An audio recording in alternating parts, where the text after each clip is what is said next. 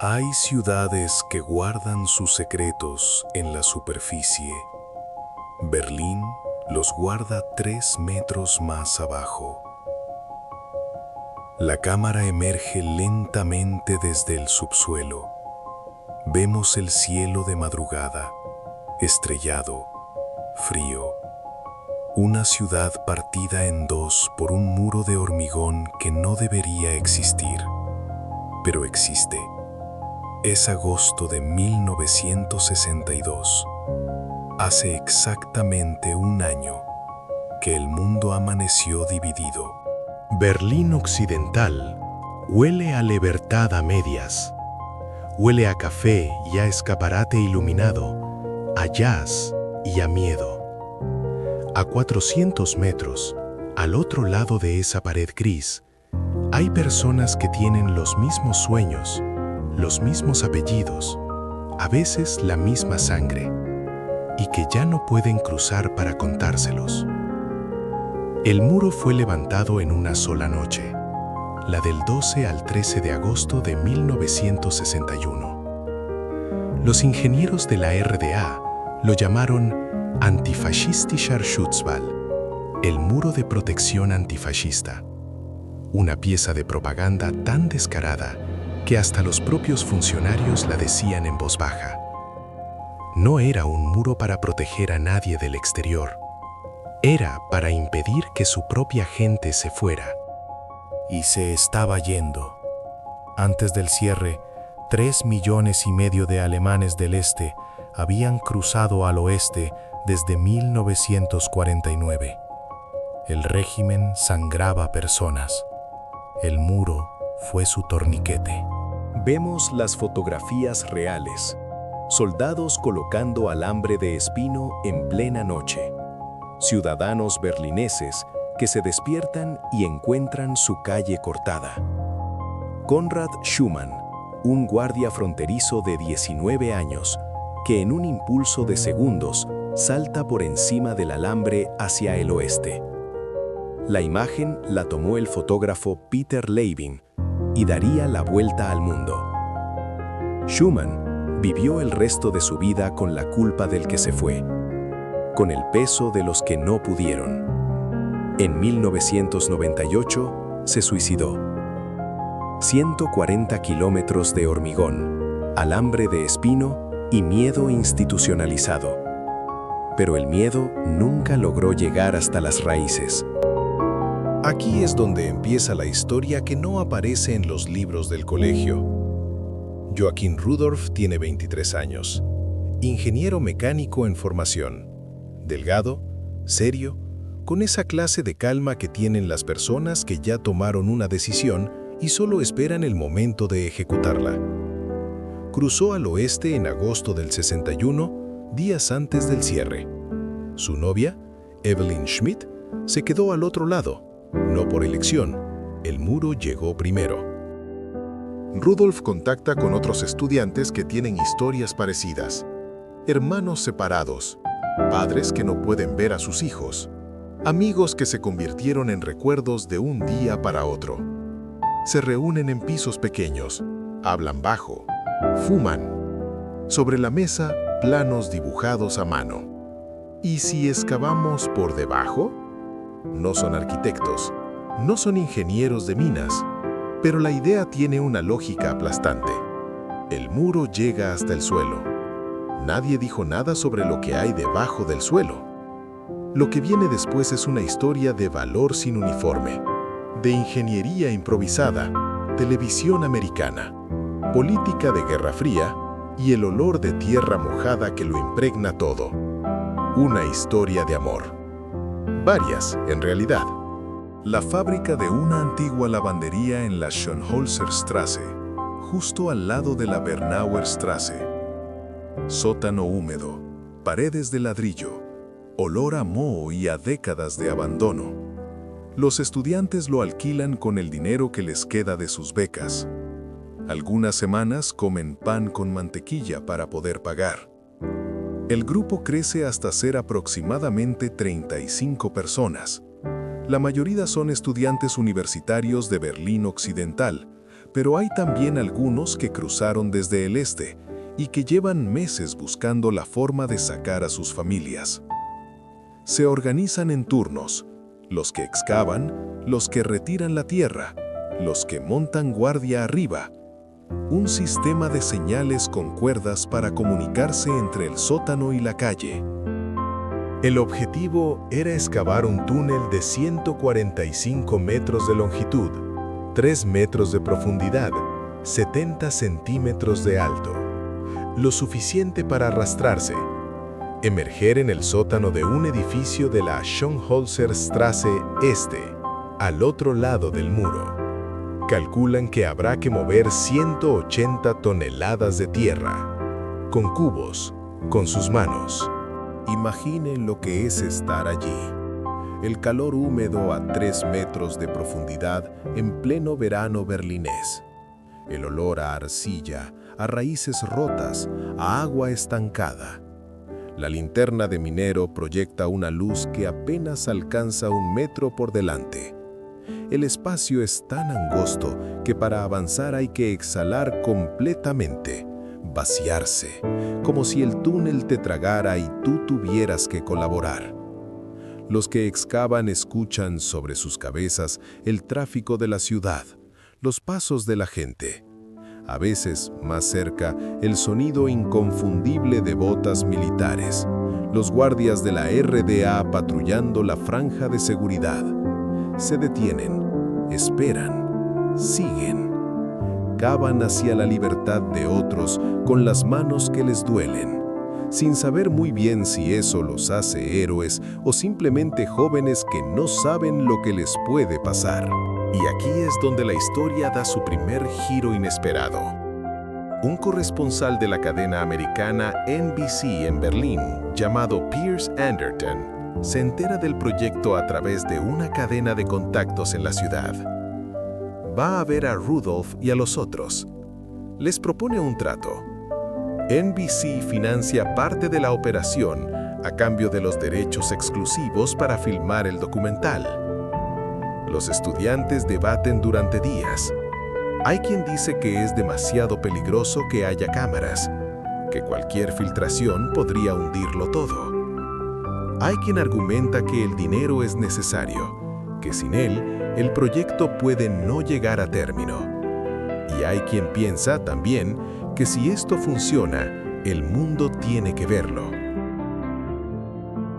Fue una decisión difícil, pero llegamos a la conclusión de que si salía bien, sería importante que quedara grabado, que hubiera un testigo.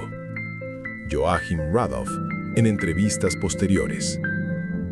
NBC acepta las condiciones de los estudiantes. Si en algún momento la filmación pone en riesgo la operación, se detiene. El camarógrafo Peter Demmel se mete dentro del túnel con una cámara de 16 milímetros. Lo que graba en los meses siguientes es uno de los documentos visuales más extraordinarios de la Guerra Fría. El calor del verano convierte el túnel en una trampa de vapor. A finales de julio, el agua subterránea, Berlín está construida sobre una capa freática muy alta, inunda parcialmente el pasaje. El trabajo se detiene durante 3 semanas. Algunos pierden la fe. Otros excavan más fuerte cuando pueden volver. Hay otra amenaza, más silenciosa. La Stasi, la policía secreta de la RDA, ha comenzado a registrar rumores.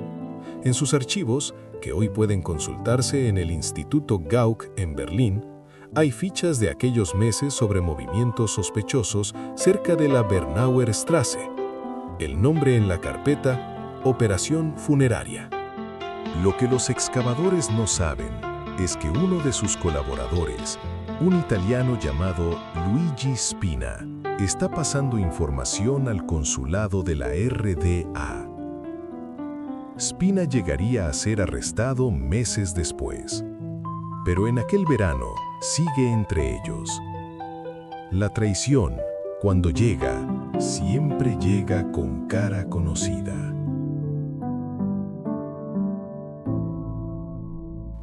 Al otro lado, en Berlín Este, Una pequeña red de cómplices lleva semanas coordinando en secreto quiénes van a cruzar y cuándo. La comunicación se hace mediante mensajes cifrados en postales aparentemente turísticas y conversaciones telefónicas con frases en clave. El tío Hines vendrá a cenar el domingo. Eso significa, el túnel abre el jueves. Pero el sistema de comunicación falla en parte. Algunos de los que tenían que cruzar esa noche no reciben el mensaje a tiempo. Otros lo reciben, pero no se atreven. El miedo también actúa. Esa noche no pude comer. Me quedé mirando la puerta del sótano durante horas. Cada vez que oía un ruido, pensaba que era la Stasi. Y también pensaba, ¿y si no viene nadie? A las 10 de la noche, desde el lado este, alguien toca la señal acordada en la pared del sótano. 3 golpes, pausa, 2 golpes. La primera en entrar al túnel es Ellen Schau, una joven de Berlín Este. La sigue su marido.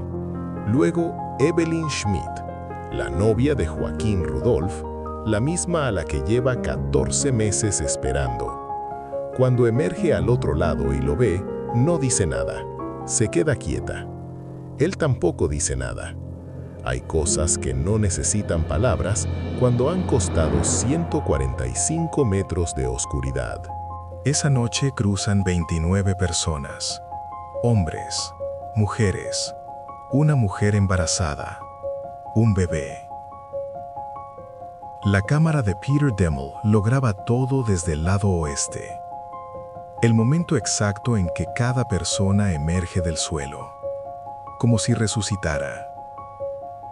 Hay quien llora, hay quien ríe, hay quien simplemente se queda en el suelo, boca arriba, mirando el techo del sótano, respirando. 29 personas, 29 vidas que el túnel devolvió al mundo. Pero la historia no termina ahí. Nunca termina ahí.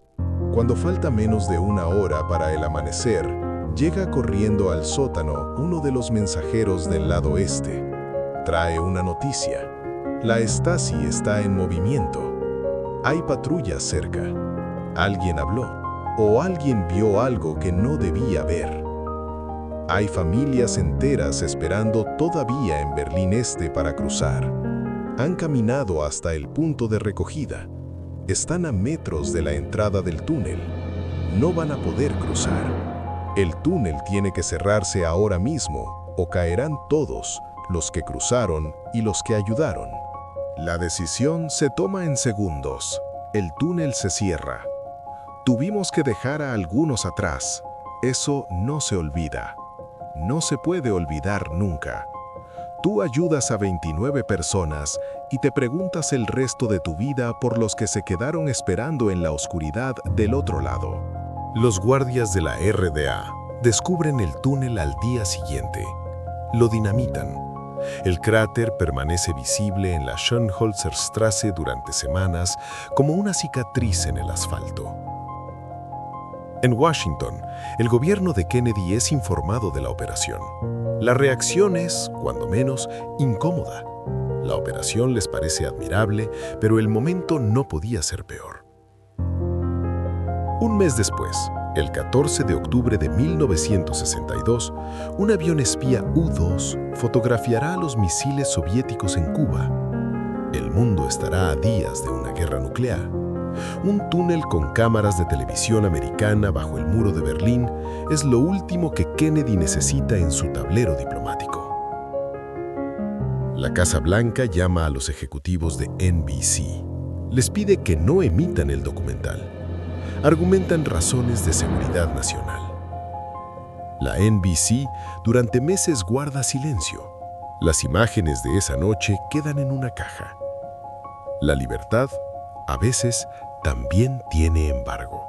El documental se emite finalmente el 10 de diciembre de 1962. Se llama The Tunnel. Lo producen Riven Frank y Piers Anderton. Esa noche lo ven 12 millones de americanos. El teléfono de la NBC no para de sonar. Las cartas llegan durante semanas. El reportaje gana el premio Emmy en 1963 en la categoría de Mejor Programa Documental. Es la primera vez que un documental filmado en condiciones activas de riesgo gana ese premio. Reuven Frank dirá más tarde que fue el trabajo del que más orgulloso se sintió en toda su carrera. No por el Emmy, por lo que significaba lo que habían filmado. La cámara recorre hoy la Bernauer Straße. Hay un memorial. Una franja de acero oxidado y adoquines más oscuros marca el trazado del muro sobre el pavimento. Hay turistas haciéndose fotos. Hay ciclistas que cruzan sin detenerse. Hay un museo. Hay paneles con fotografías de los que murieron intentando cruzar. 140 personas, según el recuento más aceptado, aunque algunos historiadores elevan esa cifra. La gente pasa por encima de la línea sin pensarlo, con el móvil en la mano, con los auriculares puestos. Debajo de sus pies, a 3 metros, la tierra guarda todavía la memoria de lo que fue. Los túneles ya no están, pero el suelo los recuerda. Hay cosas que el suelo no olvida. Cuando el muro cayó, el 9 de noviembre de 1989, yo estaba viendo la televisión en mi casa en California. Vi a la gente golpeándolo con martillos. Vi a jóvenes que habían nacido con el muro, que no conocían otra cosa, y pensé, tardó 27 años, pero cayó. Todo cae al final. Joachim Rudolph, entrevista de 2014. Joachim Rudolph vive en Estados Unidos desde hace décadas. Da conferencias y charlas sobre el muro, los túneles y la memoria de la división. Ha vuelto varias veces a la Bernauer Straße. En alguna de esas visitas, bajó al sótano donde empezó a excavar. Se quedó en silencio. Evelyn Schmidt, la novia que esperaba al otro lado, se casó con Rudolph después de cruzar.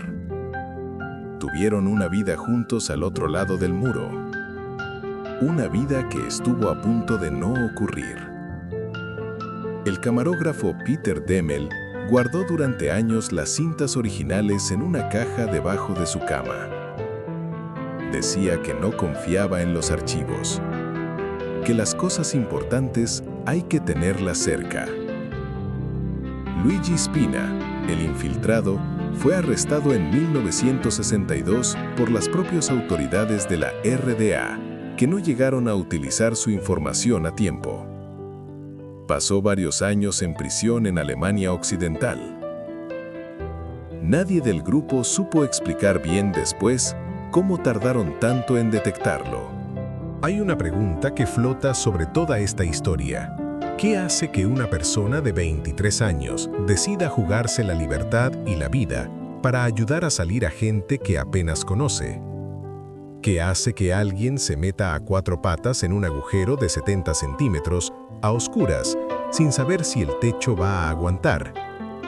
Los historiadores hablan de resistencia civil.